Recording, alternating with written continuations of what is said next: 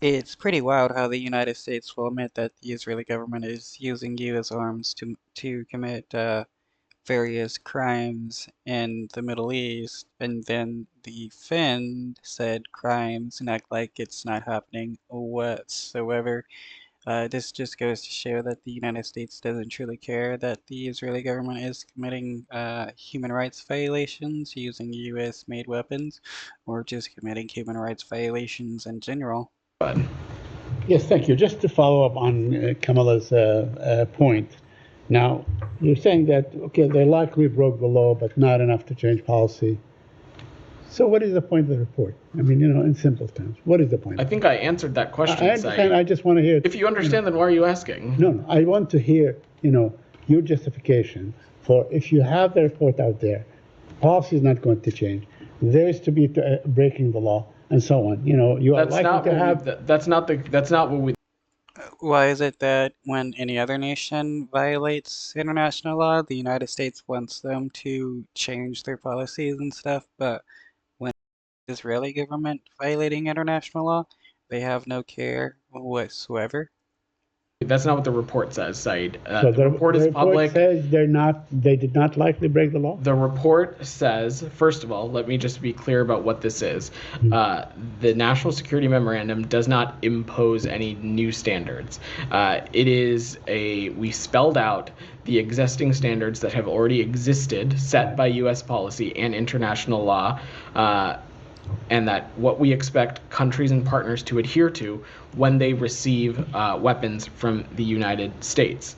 And the Israeli government is not abiding by those standards set when been given arms by the United States.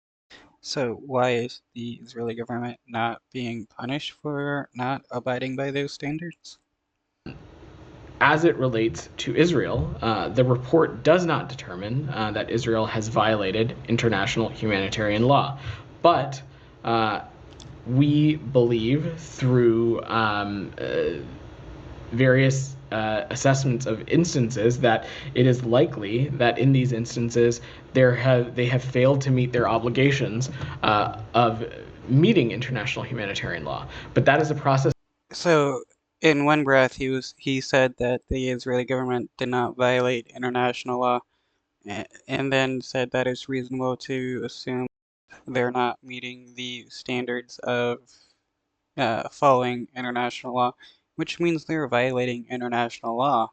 That's going to continue both through the tools that are at our disposal and that tools in which the Israeli government has to hold itself accountable.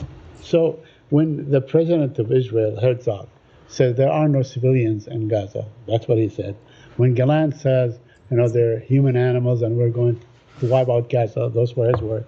When the prime minister of Israel, Netanyahu, says the Amalek spare no one, kill the children, do all that, that is not enough evidence that they were planning. This is not. They were planning, and they were planning. As upsetting as it might be for you, this is not. Yeah, when you claim that there are no civilians in an area, when you claim to want to commit genocide, advocate for killing every single man, woman, and child. That's that government advocating and having the intent of genocide and committing war crime. When, yeah, the PM, when Bibi Netanyahu said that they should kill every single man, woman, and child, and referencing Amalek, yeah, that's the Israeli government uh, planning on committing genocide, which is a war crime. This is not a report on rhetoric. Okay. Okay. This is a report rhetoric? on the facts on the Okay. ground, Sure. and the facts on the ground are there are civilians in Gaza. Right, So right. I would dispute with Right. anybody making that claim. Yeah. But two, what we're talking about. Okay, so he wants to dispute the person claiming that there are no civilians in Gaza, the person that claimed that every single person in Gaza is a terrorist.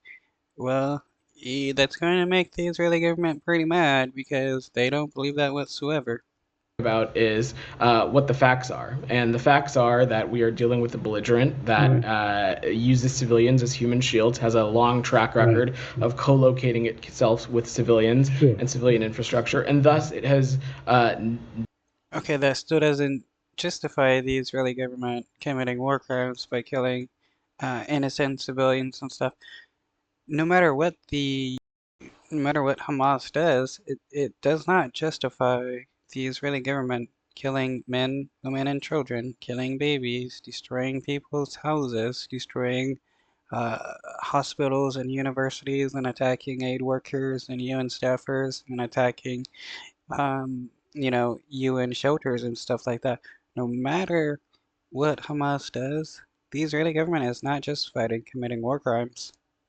Not been possible to make a conclusive assessment. However, we do not determine that Israel has violated international law, but what... It is funny how the same government that says that the Israeli government was committing human rights violations before October 7th talks about the 5 IDF units that were committing war crimes or human rights violations in the West Bank, is claiming that the Israeli government is not committing human rights violations. What we are saying, Saeed, is that one, Israel has had to confront an extraordinary military challenge, but that simultaneously it is reasonable to assess that Israeli security forces since October 7th, there have been instances that are inconsistent with its international humanitarian law obligations.